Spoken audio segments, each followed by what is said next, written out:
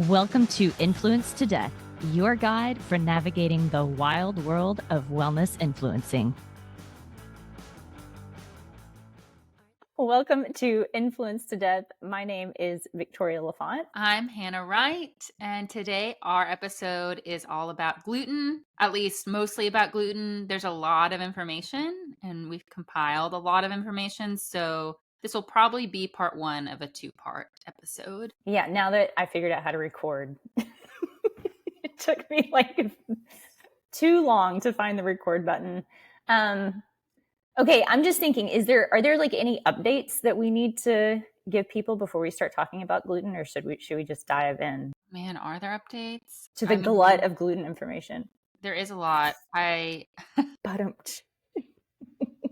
don't get it. Just because it's a glut of gluten information. Okay. That's it. I think we did a little update on Brian Johnson last time, but yeah, I keep seeing his ads, but you know what? I will say this. We are going to have the second episode in April as wellness trends. So right now we have got a couple wellness trends, in the bucket that we're looking at. But if there are any wellness trends that you're seeing that you're like, is methylene blue really, all it's cracked up to be? Like if there's something you're seeing that you have questions about, email us. It's influencetodeath@gmail.com, or you can just leave a comment on Instagram. It's at influencetodeath on Instagram.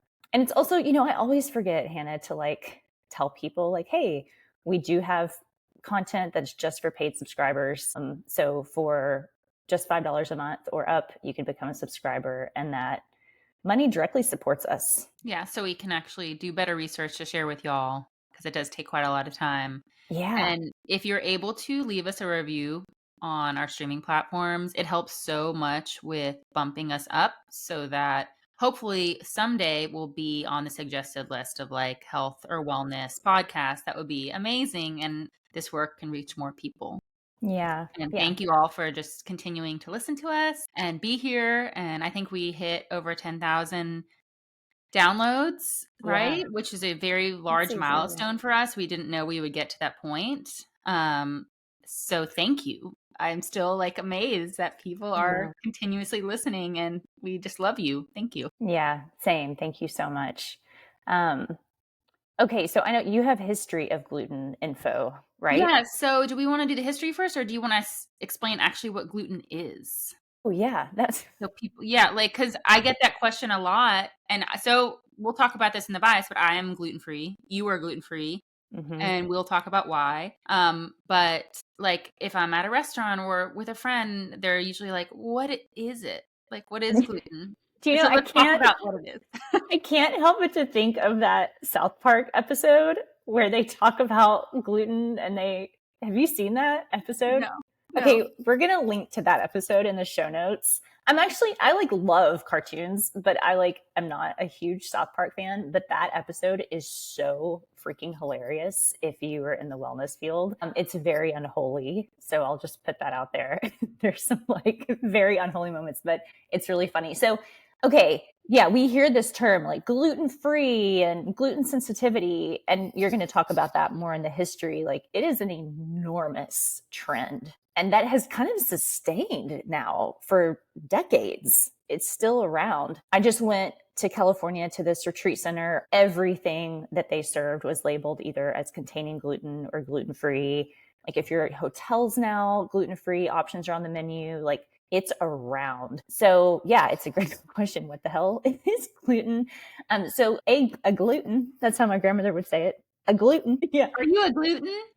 Well, she's a gluten. I've definitely heard that. I'm in Tennessee. Yes.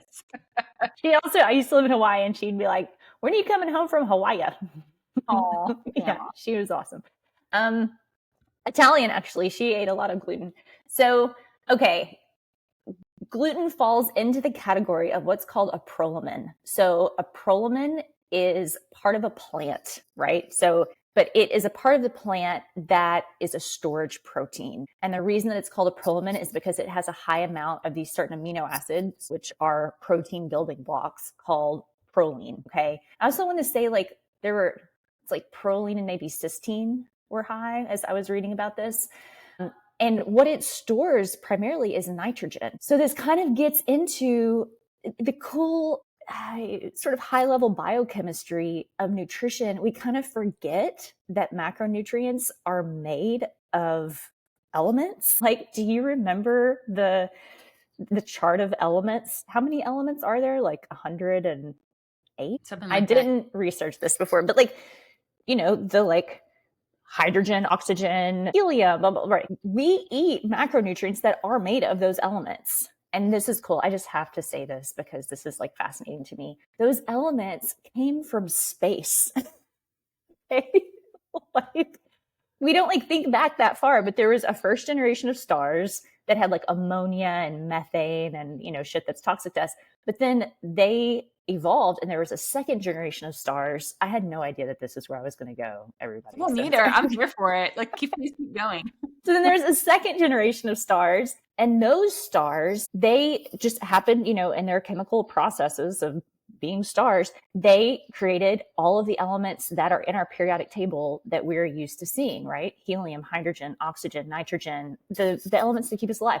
They think what happened is that as those stars started to kind of break up and the different matter went throughout space, our planet was hit with those elements through, like asteroids, like space debris. Essentially, it ended up on Earth, and then we kind of like evolved from whatever we came from, like single celled amoebas with that like environment of elements. That is where our macronutrients come from today. Okay, So cool. it's so cool to think about it. Like, to me, it like puts us in perspective, right? Like, there's a biochemistry sort of a foundation that says like all life came from the second generation of stars, and that's not like metaphorical. That's absolutely true. So in grains and in plants, the prolamine portion of the plant stores nitrogen, and nitrogen is what differentiates protein from carbohydrates and fats. The biochemistry is they're different makeups, but carbs are made. Okay, let me see now if I can remember this. Oxygen, hydrogen in different formations, but then proteins contain nitrogen. We should Proteins do contain nitrogen. Yeah, Yes. but carbohydrates and fats don't. Right. Is it oxygen and hydrogen and nitrogen, I think, are the three main elements of all macronutrients. Would you check me? And I mean, I could totally be wrong. I haven't. While I'm checking this, I hear right. a sound. It might be your mic rubbing on something. It sounds like a Oh, shitty egg, like a ch-ch-ch. it's probably my big old collar. Oh, yeah, your big old collar. Here, I'll kind of like shift my headphones up a little bit. Carbon, hydrogen, oxygen, nitrogen. Carbon, hydrogen. Phosphorus and sulfur. Yeah. Does that sound right?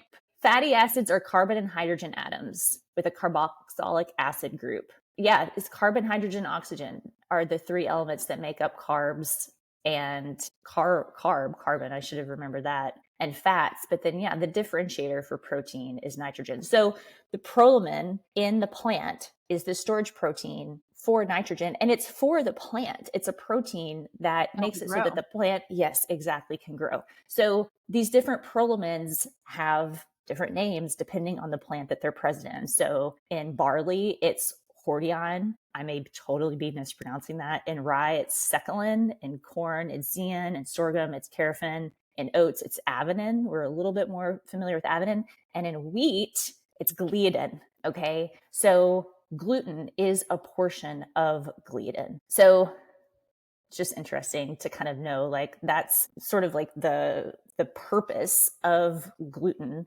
is to help a plant grow, and it's a protein that is present specifically in wheat. So I'm trying to think like if there are any other specifics around that. I think that's probably it. I dug a little bit into, like, there are some wellness folks who talk about gluten as a lectin. Have you seen that? No, but it's not a lectin. Yeah, so I actually saw it on Sarah Ballantyne's website. We had her on to talk about seed oils. The studies that I looked at, it said that gluten may have lectin-like properties. It's one of the ways, though, that gluten has sort of been like pigeonholed into this problematic category, because lectins also had this like very problematic reputation. I don't really want to say the way that Sarah Ballantyne wrote about it, because I wonder if her opinion has changed. That article was from 2018. But this study said, it has lectin-like properties. So, and we haven't had an episode on lectins, but I think we've mentioned it, and that has been suggested by listeners because lectins are their own thing found in, especially in like grains and legumes and stuff, and really like vilified, like they're really bad. And there's influencers who are all, their whole thing is like lectin-free diet. Lectins are ruining your health, and lectins actually have pretty cool health benefits, which is yeah. not talked about. So maybe we can go in depth with that, like in a different episode, like talking about lectins. Yeah, and just to clarify, lectins are also plant proteins. So it's interesting, like, right, they might have similar properties, but Mhm. I don't see them as being exactly the same thing. I'm also not a plant biochemist, Right. so You may just not we'll know. see. But so If just as somebody's kind of a, listening and they're like, "You're wrong," please tell us. yeah, totally. If you are a plant biochemist, you have our email address. Yeah, so that's what gluten is technically. Mhm. Okay, so now I just wanna touch on the history of mostly, like, gluten-free diets because wheat, so gluten-containing grains like wheat, have been a part of human diets for a really long time now. I mean, basically, what, like 10,000 years ago when we started, like, eating a more agricultural type diet, that became a staple. Obviously, the type of the grain has changed a lot over all of those years, so it's different than what it used to be, but it's still a staple. I mean, it's a huge crop all over the world, like a main protein source for a lot of people in the world. So what I came across from I pulled this actually from celiac.org, and we'll put the link in there. And they were going off of Alessio Fasano, who is a very, very well known gluten researcher. So if you wanted to learn about gluten free diet, celiac disease, non celiac gluten sensitivity, and you go to PubMed and you put his name in, you'll find a whole lot of stuff. So he And like works, really balanced research. Let me it like is really say, balanced. Yeah. yeah, he's very like, here's what is. I Mhm. so appreciate his research. Yeah, he's a medical doctor. He works at Massachusetts General Hospital, and in like gastroenterology, I guess mostly in pediatric gastroenterology. His research is interesting. It's easy to read too. So from that, I just want to like cite my source. That's where I'm getting this from, so y'all know. Our The gluten boyfriend. That's what I call Yeah, he's awesome. him. Um, the first known case of celiac disease, as far as we know, that was documented was 2,000 years ago, described by a Greek physician. And I think that's where that word came from. Hold on, let me find it so I can try to say it correctly. That's cool. Yeah. But it was like GI symptoms like diarrhea and not absorbing, and probably I'm sure there was like weight loss associated with it. So he used the term celiac from the Greek word koliakos, which means abdominal. I Oh, might be pronouncing that wrong. So that's where that came from. And later on, many, many, many years later, celiac disease was better understood, probably around the 19th century. Um, and then during World War II, this is super cool to me at least. it's cool. In yeah, there was food shortages, and so a Dutch pediatrician named Willem Karel Dickey, he is thought to be like the pioneer of the gluten-free diet because of those food shortages, he started to notice this pattern that when there was less wheat in the diet, it corresponded with less kids dying who probably had celiac disease, who had some kind of malabsorption issue. So they just weren't eating it. And then he was like, "Oh wait, this is what's making you like super sick." And then from there, the gluten-free diet was developed. And we'll link to there's this really cool little paper from the journal Gut, from 1993. It's just like an editorial article, but it has a picture of him and with kids, and it kind of talks about, it was like after he died to commemorate his death, talks about a little bit the history of like how long it took them to figure out what kind of diet was appropriate for these kids who were really sick and weren't absorbing nutrients and had GI problems. They, for a while it was like, oh, it's going to be an all fruit diet or bananas or all these different things, and sometimes they would get better and sometimes they wouldn't get better. I think one text even mentioned like unfortunately, like toast, like dry toast was suggested, which I'm sure like made them much worse. And so it took a little while, to put that together. But eventually it was like, okay, all gluten free, that's the way to go. And Interesting. I think I'm I mean, this is just my guess from what we've read, is that like for a while it was just used for people with who were known to have some kind of malabsorption or celiac like disease. And it wasn't until around 2005 or so that it started to get really trendy. And so that's how long ago was 2005? 25 years ago? 20 years 20 ago. years ago? Yeah. It's still really trendy. It's like you said, it just continues to grow. Yeah. And Alessio Fasano, I think he projects that the rate of celiac disease actually is going to continue to grow too, especially as communities who are still not fully industrialized and aren't eating more like refined grains and things like that. It's possible that they could develop it, Mhm. later years. And so it's kind of, I guess, shifting and growing and may continue to grow, which is kind of interesting. And then, of course, that's celiac disease. There's also non celiac gluten sensitivity, which we'll touch on a little bit and how they're different. Yeah, and wheat allergy, which Oh, kind of yeah. is like, I sort of wondered, like, with this episode, is wheat allergy really like appropriate? But I think because people are so confused about the different ways that a person can be reactive Hmm. to wheat or gluten, it's worthwhile just to say, like, some people are not necessarily, people are reactive to gluten in different ways or to wheat in different ways. So we can talk about that during this episode. Have you ever, I think I've asked you this, have you ever read that book, Sapiens by Yuval Harari? Yes, I've read some of it. Yeah. I think this is where I picked this up, where he talks about when humans became um, not nomadic. What's the opposite of not nomadic? Like it, Cultural or what's that? I know there's another word. yeah, like farmers, agriculturalists. Essentially, like the way he writes about it in that book is that wheat like trapped us and rice trapped us so that it could proliferate, right? Because it was just this like wild grain for hundreds of thousands of years that would be found along the trails that humans would use to go from place to place as nomads. Rice, even more so because it's so labor intensive to grow rice, I think, even more so than wheat. And then once we started to settle down in one place, we took that seed grain. Is that how you would call it? I think it's like we eat the kind of the seed is the part of the wheat that we eat.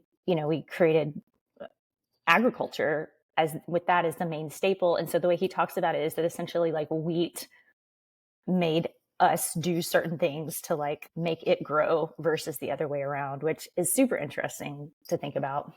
It is. Um, yeah. And I mean, at that time, this is such like a conversation and like a touchstone point in like the world of kind of like ancestral nutrition and paleo nutrition. You hear different influencers say like, oh, like oats are like poverty food or grains or like, Oh, what they like, peasant bait? Like, yeah, yeah. I like love that little split that somebody made where I think I want to try not to name names. We're still sticking to that.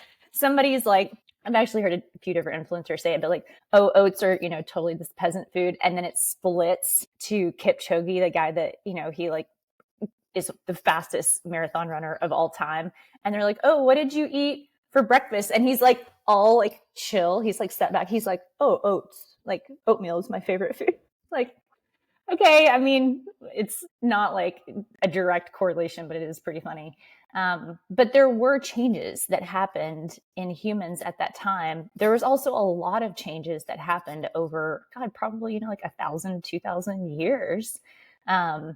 So I think it's an interesting point to discuss, but not to put so much like weight on that grains, or specifically this one protein in grain, has like wrecked our health as humans, and that we were some like, model of health as hunter gatherers who never ate grains. It's like, okay, our diets definitely changed, but we also did eat grains when we were hunter gatherers. They were around. So I don't know. I just think about that as far as like the history goes. Mm-hmm.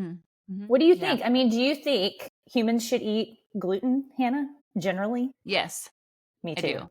Yeah, I'm But with you. I think that makes a lot of people really sick. I think there's a lot of nuance to that outside of the scope of like someone with celiac disease. It Hmm. does affect your gut permeability, which is a whole other like thing to talk about. And so, but um, before I like studied more and learned more, I thought that everybody should be gluten free because I did think it was like really bad for you, and that was really influenced by my personal bias because it makes me really sick.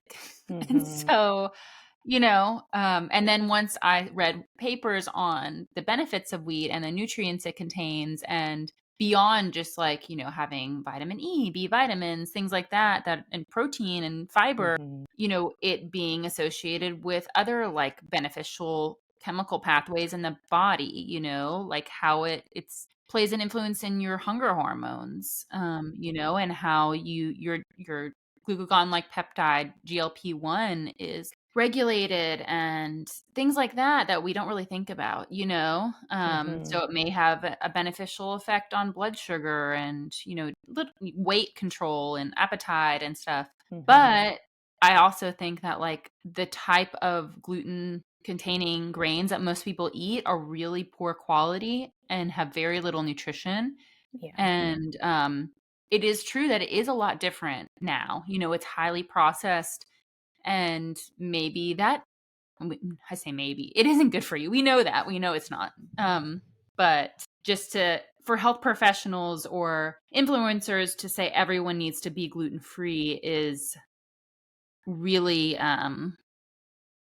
misleading and Yeah. not helpful for people at all, and it puts a lot of fear into your food choices, which isn't good. So do you want to talk about should we just talk about like I know there's going to be a part 2. We've got a lot to say.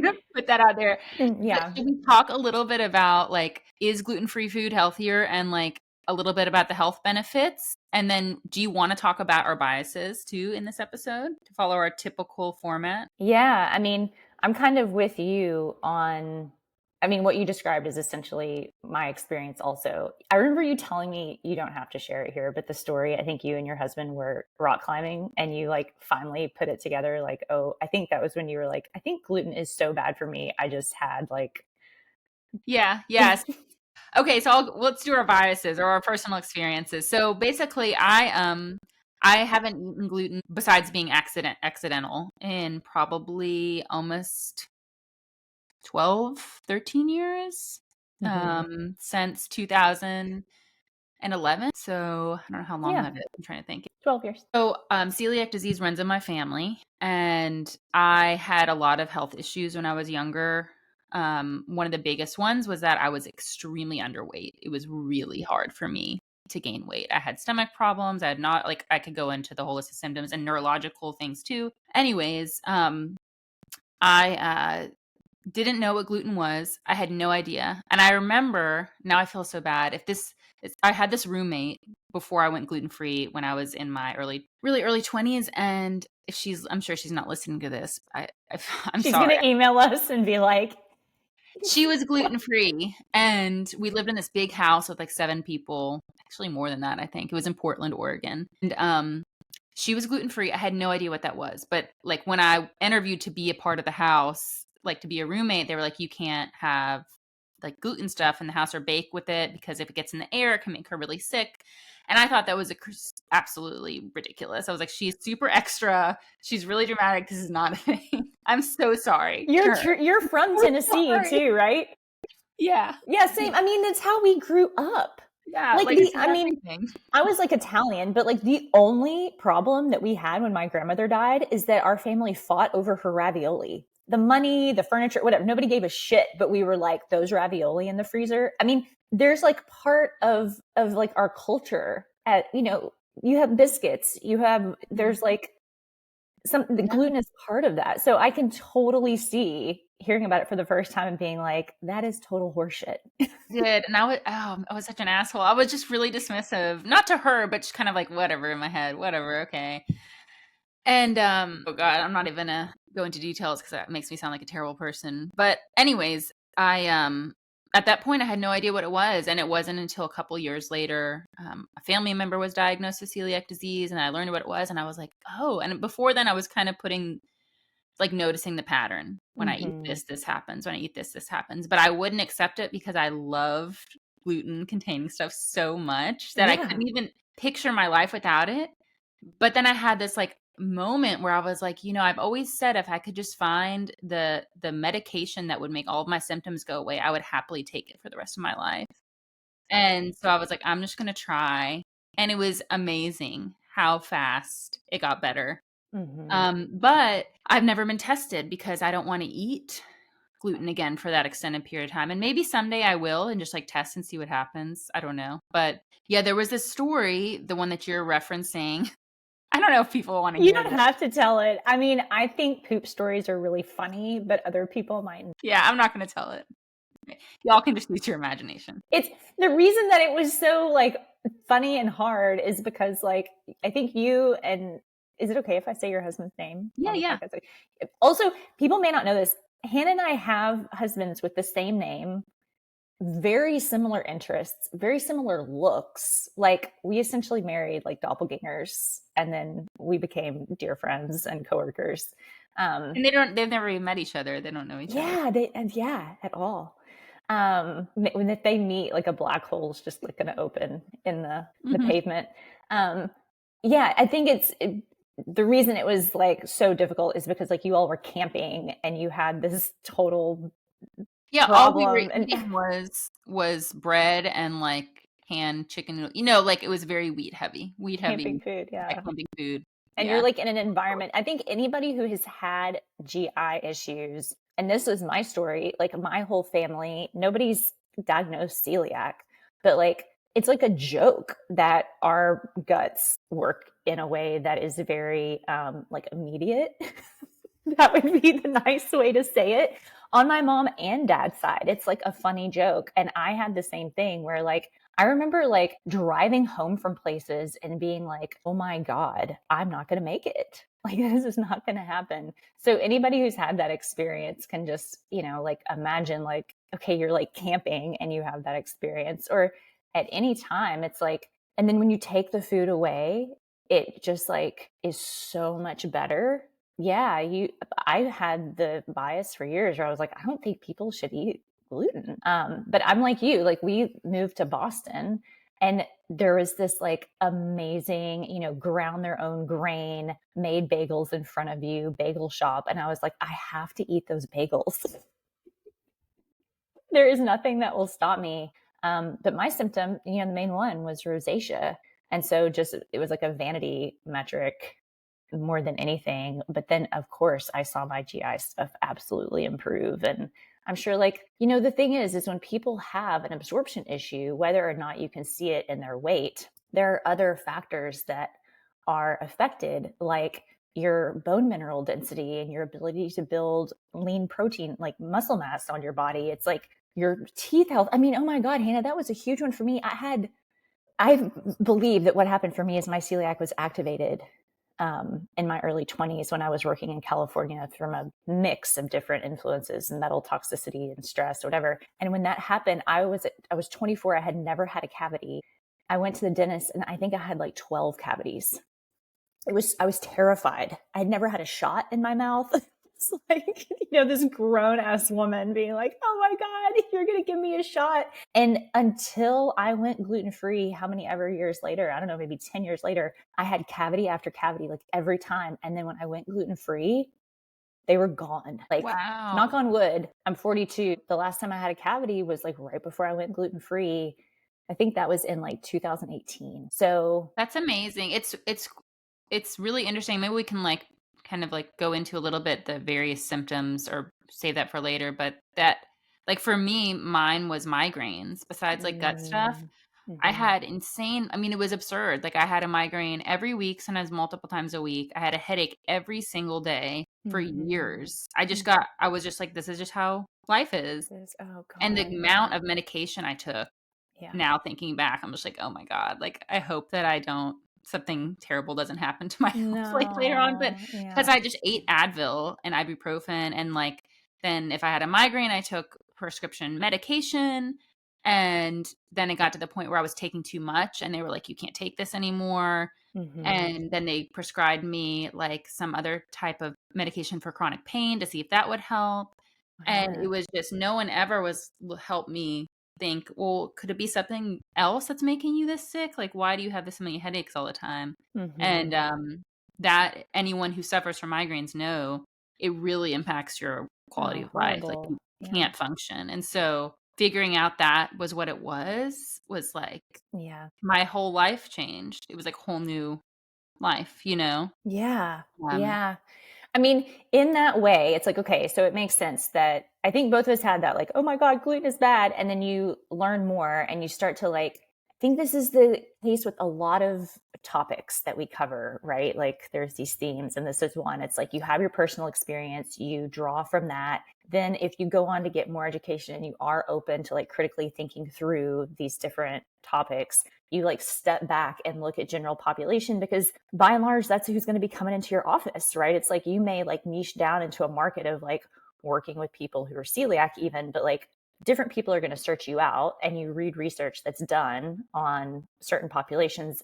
And then you kind of start to look around. Like I look now, I'm like, most people in my life eat gluten and they're totally fine. There's no problem. Andrew actually jokes at restaurants. He's like, bring me her extra gluten. I'm going that's to what eat. Andy says. Oh my God. Okay. We are seriously married to the same man. And even if you have, so for instance, I'm going to use my husband as an example. He has both celiac, like both of the genes activated, the HLA DQ8, I think. Yeah. I have one. He has Q8. two, which makes it much more likely that you're at risk for developing celiac disease. Right. And so when we found that out, I was like, you have to go get tested like right now to make sure you don't have silent celiac because that could be really bad. And they said he didn't. Wow. And it's really interesting because, you know, that's just one personal example, but like you could have the family risk and then not get it. You Yeah. know, you really have to have this perfect storm of Yes. influences and events to trigger it basically. Right. I think like, so I went, this is actually a hilarious story. I went to the gastroenterologist because I had some symptoms. And it was this like young, beautiful guy who had just graduated from UC Berkeley and moved to Boston. And he totally had to give me a rectal exam. And I was like, I remember they checked my blood pressure, and I've never had high blood pressure. And my blood pressure was a little high. And she was like, what's going on? And I was like, that beautiful dude that is my doctor has to stick his finger at my butt. I told the nurse that. I was like, wouldn't that make your blood pressure a little high? Anyway, he was awesome. And I was like, hey, I think I have like HLA, God, I can never remember. It's like Yeah. One of DQ8, and yeah. then there's different ones. And I have symptoms, and I have like severe rosacea that really flares, and he was like, look, I think that this is it, is that if people who have celiac, many of them have those genes. Mhm. It's not like those genes give you, Right. it's like you're kind of predisposed, maybe would be the right way to say it. But he was also like, look, I'm writing on your chart celiac. Like, I'm not going to have you eat gluten. And that's Exactly. important for people to know. And I think we covered that in our episode with Sarah. We talked about gluten a little. You have to ingest gluten in order for the best tests to give you the best results, the most accurate results. And so, for instance, like now, at least this guy in Boston was like, we don't need to test you for me to just like know that that's what's happening. Yeah. So that's good. I mean, that's a step, I think, in maybe the right direction. Because for some people, I think it is beneficial for them to have that diagnosis in order for their health insurance to cover an intervention that they might need. Yeah, or just to understand and accept yourself that you can't eat this food. Yeah. Which also we're going to touch on, like, can celiac disease patients eventually eat gluten, because there are some influencers who tell you can. So we'll talk about Yeah. that in a second, but to know, okay, I do have this disease. If I don't change my diet, I could have these really bad health effects later in life. I could have cancer. I could, all of these problems. So because some people have silent celiac and they don't have as many symptoms, Mm-hmm. but that doesn't mean that the damage isn't occurring in your, small intestine. So, Yeah, and then God, yeah, we'll get into like non-celiac gluten sensitivity. I feel like it's the most confusing category, mhm. and then wheat allergy. But okay, so people are kind of aware of our biases. I think I'm kind of at this point just like, this is neat. I know I can't eat it. God bless everybody else. Let's see what Yeah. happens. I would say this, if I was working clinically and someone came into my office with symptoms that were not resolving and they had tried a lot of different things and they hadn't done an elimination diet, which is, look, if you think like, could I be reactive to something? Gold standard is take it out. I think it's like for 30 to 40 days, like in that kind of month-ish time period. Do along with that, this is important to do some work to sort of soothe your GI.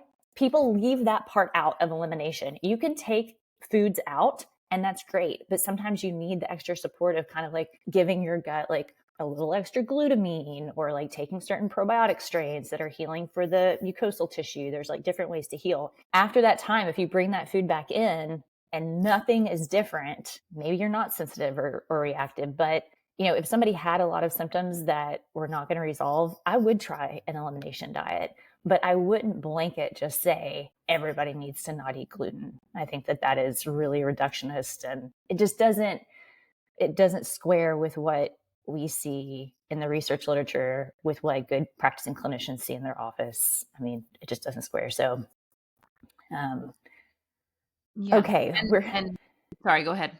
Oh, no. I was just going to say that kind of ties into like the question of, is gluten-free food actually healthier? Because if you're saying everyone needs to be gluten-free and then they're replacing, let's say they are eating like good whole wheat products and they're replacing it with gluten-free breads and pastries and flours that are typically made from more refined grains.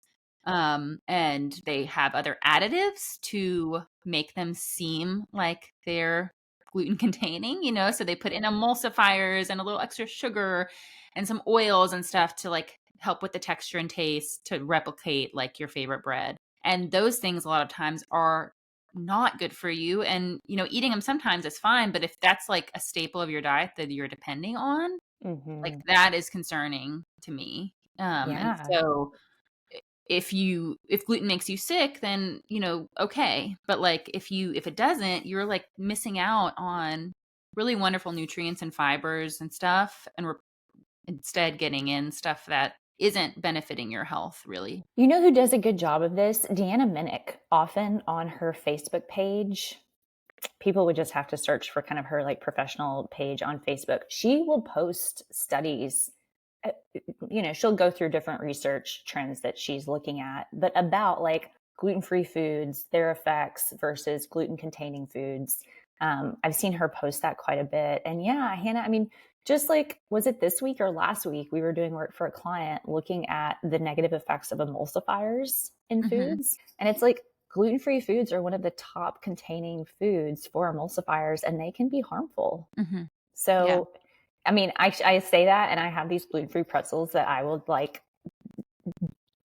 lay down on the road and have somebody run over me before you have to like pry them out of my cold, dead hands. But also it's like, this is like a huge, kind of point of contention. I think it's like gluten-free can also mean that you eat like meat, vegetables, fruits, nuts and seeds, other grains, glutinous or reactive grains. So it's like, I think though that when you go into the real world, most humans are like, I want a pretzel sometimes, or I want pizza sometimes. But yeah, you can't base your whole food pyramid on gluten-free foods and then be like, I'm gluten-free and that's healthier. It's right. like, no. Yeah, when you say that, you mean like ultra processed gluten-free foods. Yeah, there's a difference. So right. I think you listed some really important factors to consider with gluten-free being healthier, like arsenic in rice. That's a huge one. A lot of gluten-free foods are rice-based. Lack of fiber. It's important just to kind of consider, what are you substituting? Right. And then, wheat does have, I mean, we've already mentioned this, health benefits to it. It's not just like this bad food. It has lots of micronutrients. It has fiber if it's whole wheat. So it's B vitamins, vitamin E. So do you see that title? I found this study. It says the nutritional contents and medicinal properties of wheat, which is so funny. It's like, in the world of, kind of like holistic wellness, I don't think anybody would ever put the word medicinal next to wheat. It's just like those two things do not go together. But the review was great. Just looking at, yeah, there are nutrients in wheat. And to kind of harken back to what we were talking about at the beginning, like what is gluten? This is a point I don't think I clarified that maybe is important. If people are reactive to gluten, right? There is a way where the body can kind of be like, okay, this protein, gluten, this protein component looks a lot like these other prolamins that are in oats sometimes for people. Like I can't eat oats. I can eat corn just fine, but not oats. I think those are the two biggest cross-reactive foods. We're going to, talk about that. Or, they can't eat hordeine prolamins in barley. It looks similar enough to our body that we react. But I think we kind of use gluten as this like catch-all, and we are aware of the foods where those proteins look enough like gluten that most people will react. So that's kind of, it's an important point to clarify. But yeah, wheat and other gluten containing grains, they are in their whole form wonderful foods many, many times. And we can see nutrient profiles that are beneficial. So I want to put this, just make sure this is in here. I'm not going to go really into it because it's a lot, but something I came across recently is the link between people who have celiac disease on gluten-free diets and a pretty significant increased risk of them getting non-alcoholic fatty liver disease. So when you have fatty liver, but it's not related to alcohol use. Really interesting. yeah. And a little bit alarming. And I think like there's a lot more to learn in that area, but it's kind of just like something to be aware of. What's going on there. And, if you're someone who's on gluten-free diet for a really long time, to like maybe take a peek at that research just to be aware of it. Hannah, it's that study, like it was mostly women. They found fatty liver even in women who they weren't overweight or obese, which is a huge like connection between fatty Yeah, that's liver and rare to, yeah. yeah, on a gluten-free diet. And the increase in risk was a lot. It was enough where I was like, when I go to the doctor, I kind of want to ask for a liver ultrasound because I fit that profile. And the population of women, I think it was like early 40s, mid 40s. So like what is going on there? Like I have theories. Like one of them is what we just talked about, the poor quality gluten-free products. So like with emulsifiers and preservatives and things like that, those do affect your gut microbiome. Like we know that from looking at research. And so if you've been eating those are a mainstay of your diet for 10 years, 20 years, like maybe that could be somehow because your gut microbiome is connected to liver health. That's the whole point of what I'm saying. So like, could it be something with that? And it's not necessarily being gluten-free, because like you said, being gluten-free could mean eating, mostly whole foods, like other grains like millet or oats. Like, Yeah. I don't know. It just seems odd, but I feel like there's a lot of other things contributing Yeah, that well, it's in that paper in the discussion section. They had two hypotheses. hypotheses. Hypotheses. Sometimes I seriously feel like we're on the Muppet Show. Yeah, they talk about the gut liver axis being altered, possibly in people who are celiac. And then I think kind of their second hypothesis was really aligned with what you're saying. It's like the contents of a gluten-free diet might lead to weight gain and increased lipid intake. But it's interesting because, yeah, some of the people were not overweight. And so it's like, Right. well, what's going on? Yeah, they actually said in here, I think this is fascinating. So sorry, I'm going into it. It's like, It is it's important because let's say somebody's eating a gluten-free diet because they read that they should on Goop or whatever. I think she's one of the main ones, Gwyneth Paltrow. Gwyneth Paltrow. And I'm totally fine saying her name, who she also gave us leeches in popular culture. So whatever, you win some, you lose some.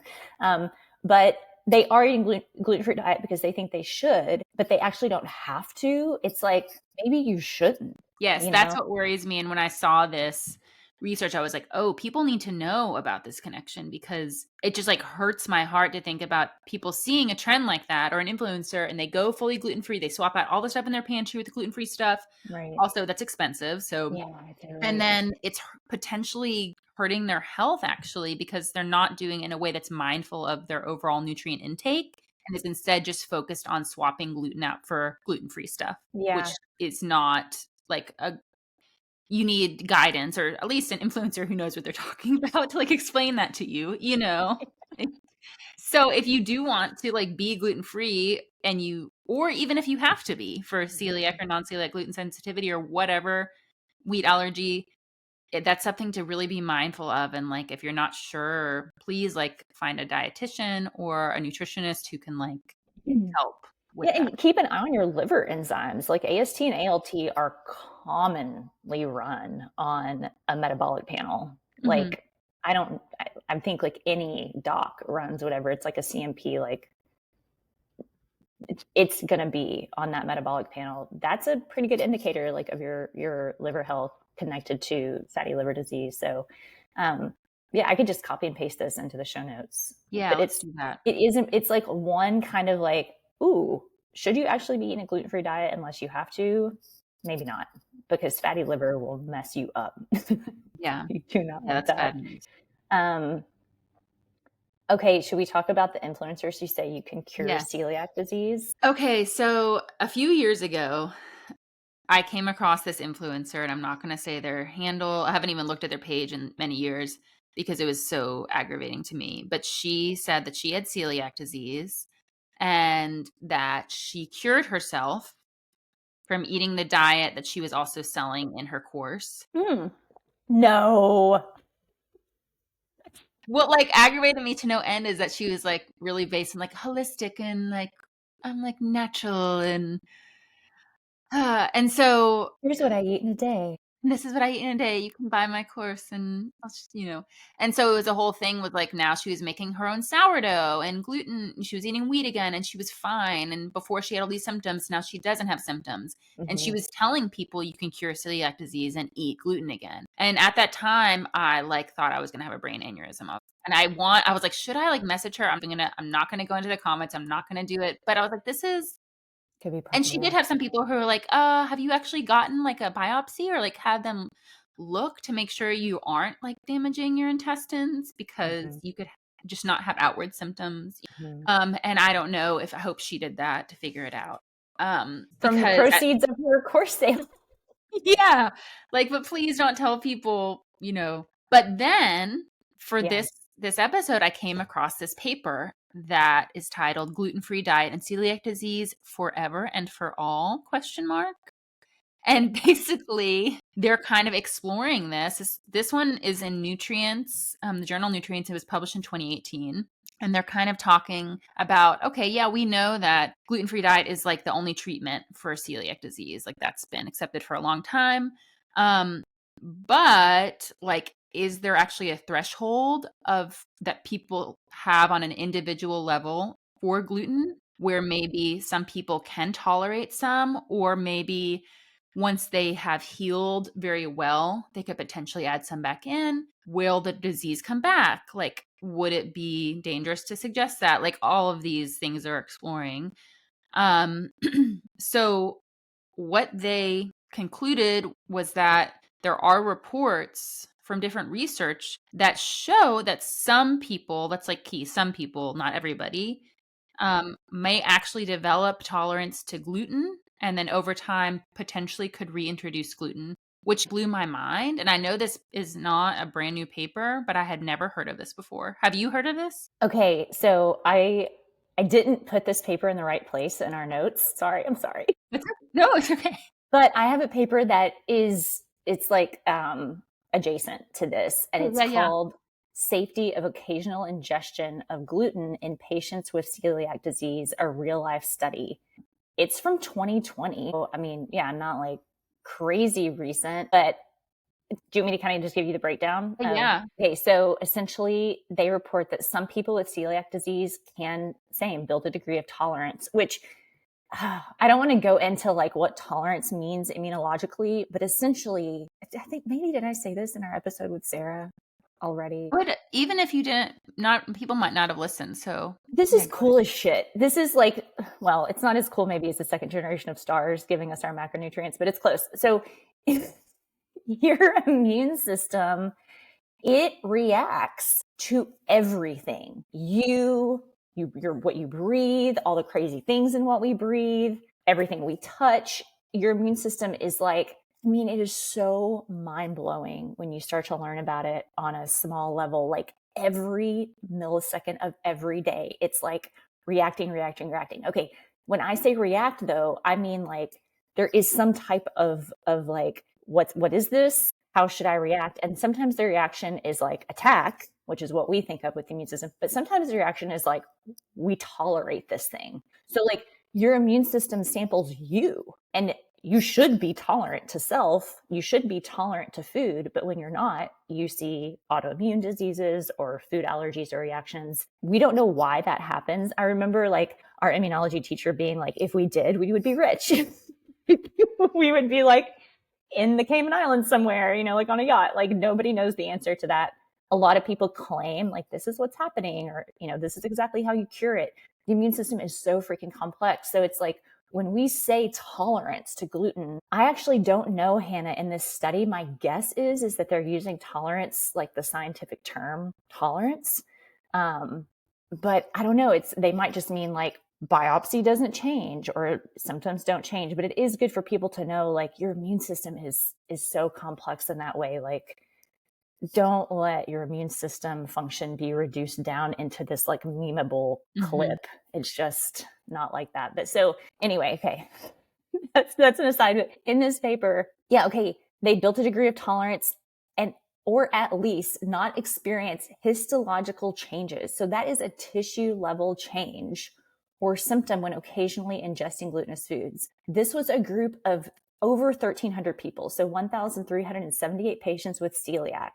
8% reported, so 109 of them reported that they voluntarily ate gluten at least occasionally, about 185 grams per year. Mm-hmm. 484 grams is a pound. So a quarter Small. pound gluten per year. Most did not have substantial issues. 57% of that 100, so 50 plus people did not have histological changes and their clinical symptoms didn't change. Death rates were not different between these people and the general population. There are a couple other details I can post, but essentially like kind of supporting what you're saying, like for some people might be possible. Okay, so this is huge. Like, this is a big deal. And when I read this, I was like, what the fuck? Like, this Yeah, is like same. changing my I mean, I guess just because that's not what we were taught and that's not the common like practice in even for gastroenterologists. It's like you have celiac, you're gluten-free. You have to do that. It's very, very important. And how that affects then patients like daily lives and well-being, because if you think you have been glutened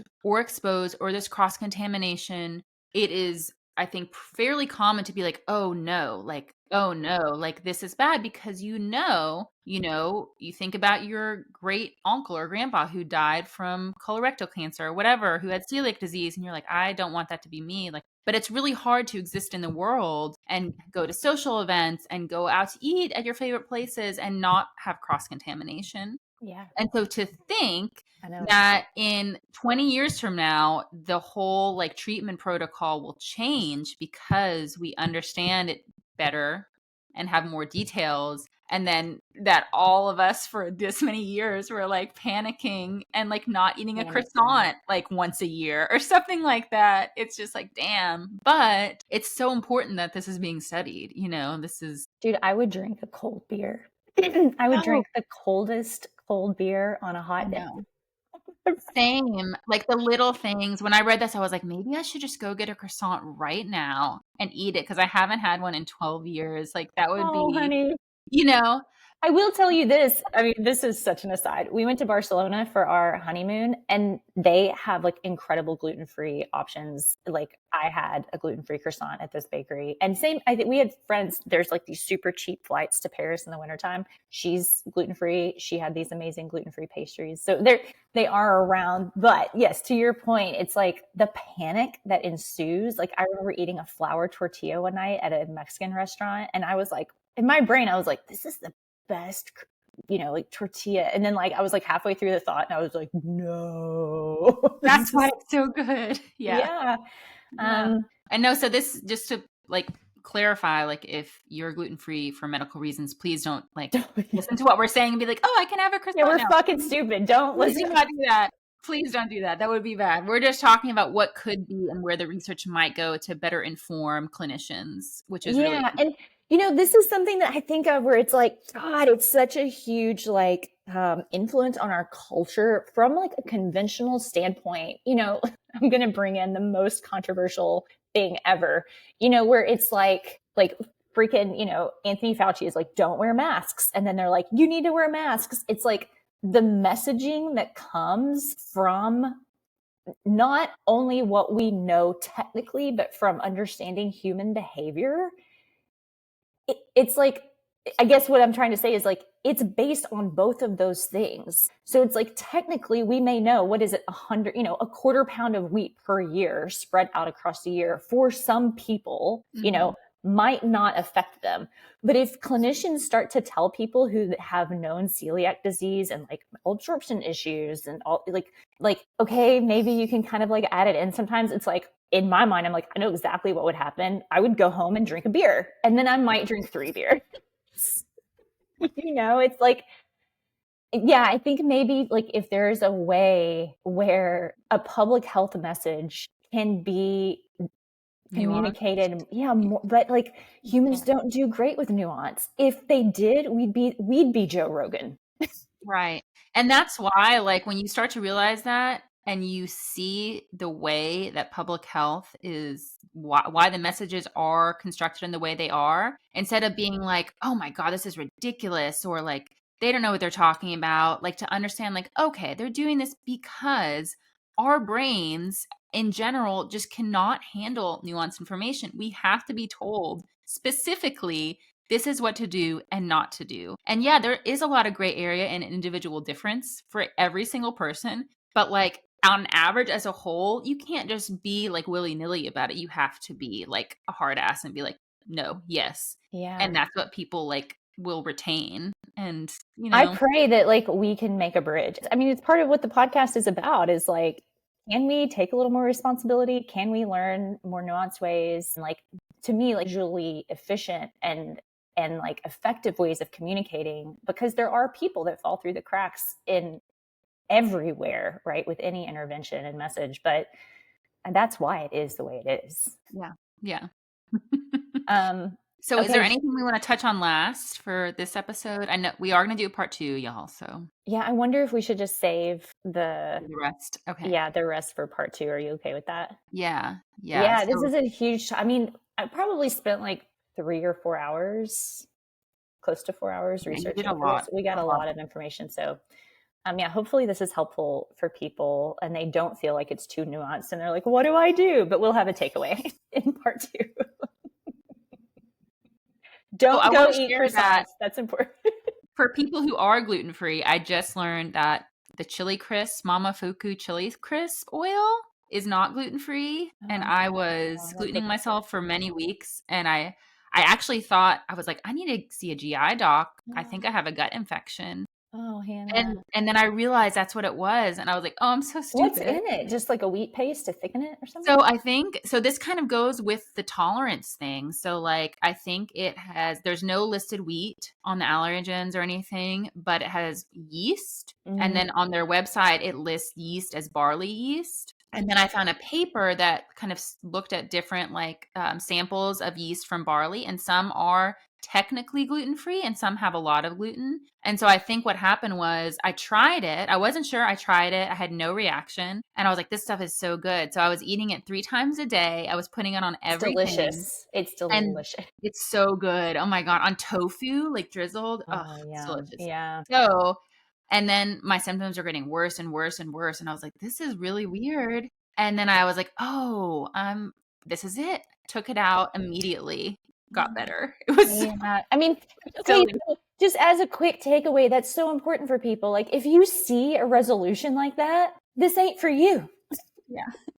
Well, I'm sorry. That's like, it's like one of those little like tragedies, one of those small T traumas where you're like, damn. Damn, I know. And now I'm still like, it's so good. So I'm like, I could probably tolerate a Well, little, but you can I'm make not your gonna do own. that. I'll make I will some make and my I'll own. send it to you. Okay, we will be back with part 2. We're going to cover like more on if gluten is different in Europe versus the US, kind of the different forms of reactivity, if cross reactivity is a thing, what the deal is with skin prick testing. And symptoms like outside of GI symptoms, neurological symptoms. I would really love to talk a little bit about mental health and like gluten and how that can affect it if you're sensitive. So, Yeah, yeah. we'll be back with more soon. All right. Thanks for listening, y'all. Bye, everybody.